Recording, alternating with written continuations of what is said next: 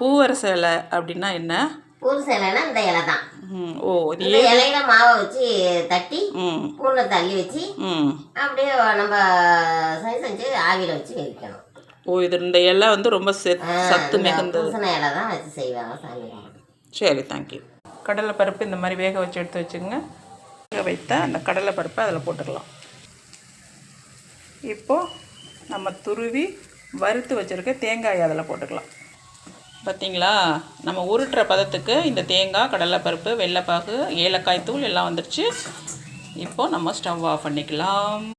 இங்கே பார்த்திங்களா, இந்த மாதிரி பூவரச இலையில் இந்த மாவை தட்டி அப்படியே மடித்து நல்லா கொதிச்சதுக்கப்புறம் பூவரச இலையில் நம்ம மடித்து வச்சுருக்க பூரண கொழுக்கட்டையை வேக வச்சு எடுத்துக்கலாம்.